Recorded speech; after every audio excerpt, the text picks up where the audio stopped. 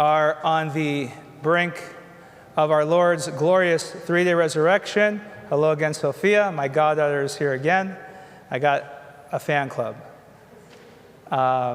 And we already are rejoicing because I think historically we know that this service took place in the evening. It was an evening service because Holy and Great Saturday technically is supposed to be a day where total kind of contemplation and where we remember the Lord being in the tomb. He rises, of course, on Sunday. So this was a resurrectional service that took place in the evening. But again, historically, it was shifted to the morning, where we all know and love, and we obviously really adore these chants and hymns. Anasta Theos, arise, O God, ton Kyrio nimite ke peripsute, as we hear the three youths singing in the fire, and we sing with them in the fire. But not in that, those hymns are in between psalm verses. And those psalm verses capture all creation rejoicing, because Christ's resurrection is a cosmic event.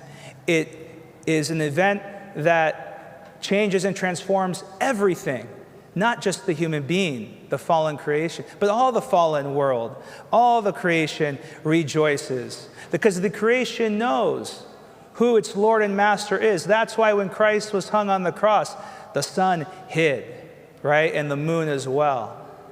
Because innately creation understands what we as human beings, who are supposed to be the supreme creation and the pinnacle of creation, fail to remember, is that our Creator is Jesus Christ. We don't forget in that sense, but creation knows it so well that, again, it shuddered when this all happened. But as I said earlier, Christ on this day rests in the tomb.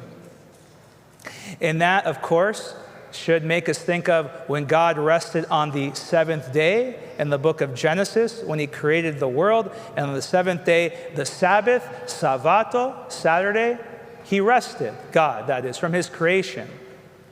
And Christ fulfills that original Sabbath. That Sabbath points to the great Sabbath of our Lord, who, when he gave up his spirit and said, "It is finished," and his soul descended into Hades, he mirrors and fulfills the original one-week creation in Genesis.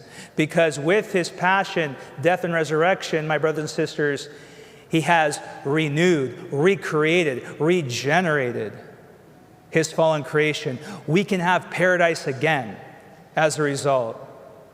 And we will, fully, in the age to come.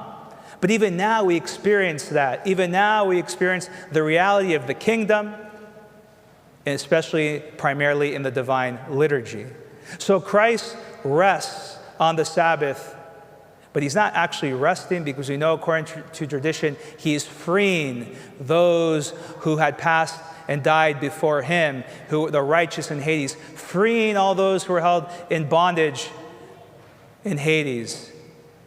And so he continues to work, actually, but he rests in the tomb, and in doing so, he, as we heard in the original Genesis account, because he rests, because he is finished, he has completed what he came to do, which is to restore us, all of creation, to heal us again. So when he said on the cross, "It is finished," it's very much, you should hearken back to the original Genesis passage where God said also, "It is finished," what he did, and rested. And because, again, God recreated us, it's all very good. And so, my brothers and sisters, we await the Lord's resurrection this evening, that we will celebrate fully, but even now, we can't help ourselves. It's like the kids who open a Christmas present before Christmas. We're kind of doing that right now. When we heard in the passage of the gospel, Christ is risen, you can see just we can't help ourselves. The excitement's there. We continue to fast. We continue to wait. We're not fully there, but we're getting there. We're getting the emotions in place. So God bless you all. May our Lord's resurrection that we celebrate this evening and even now, to an extent, fill us with great hope and joy because we have been made anew. God bless you all, and Kali Anastasi, a blessed resurrection. We will ask that you please wait to be excused.